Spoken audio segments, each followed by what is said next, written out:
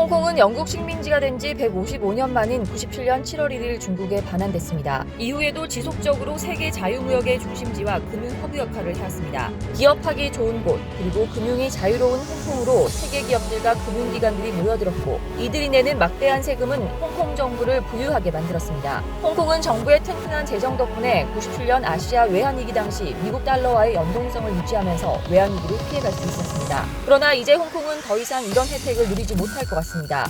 범죄인 송환법 문제로 시위가 격화되면서 지난해 8월 홍콩의 외환 보유액은 사상 최대 감소폭을 기록했습니다. 홍콩으로부터 외국 자본이 빠져나가기 시작한 것입니다. 2019년 8월 홍콩의 외환 보유액은 전달 대비 156억 달러 감소한 4,328억 달러로 집계됐습니다. 이는 88년 홍콩이 외환 보유액 집계를 시작한 이후 가장 크게 줄어든 수치입니다. 금융산업은 홍콩 GDP의 20%를 책임지고 있는데 미래의 불안을 감지한 금융인들이 홍콩을 떠나기 시작했습니다. 40억 달러가 넘는 예금을 싱가포르로 빼돌리고 취득 비용이 200만 파운드나 되는 영국 황금 비자를 얻기 위해 영국 대사관으로 달려갔습니다. 지난해 홍콩인들이 황금 비자를 얻는 데만 10억 파운드를 썼다고 합니다.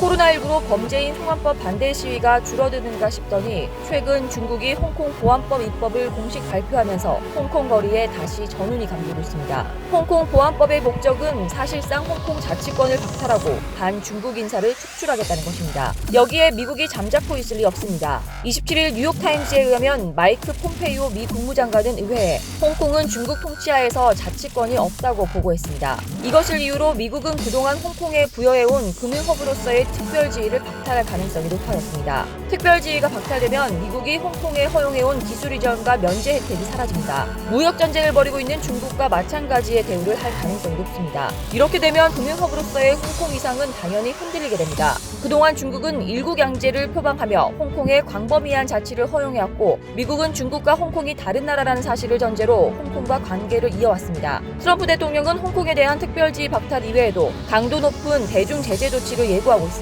블룸버그 통신은 지난 27일 미 재무부가 홍콩을 탄압하는 중국 관리와 기업, 금융기관에 대한 광범위한 제재를 검토하고 있다고 보도했습니다. 홍콩 보안법 제정과 관련된 중국 관리들과 기업들의 달러와 거래를 통제하고 이들의 미국 내 자산을 동결하는 방안이 고려되고 있습니다. 미국이 홍콩에 대한 특별지위를 박탈하면 서방 자본은 물론 중국 자본도 홍콩을 떠나게 됩니다.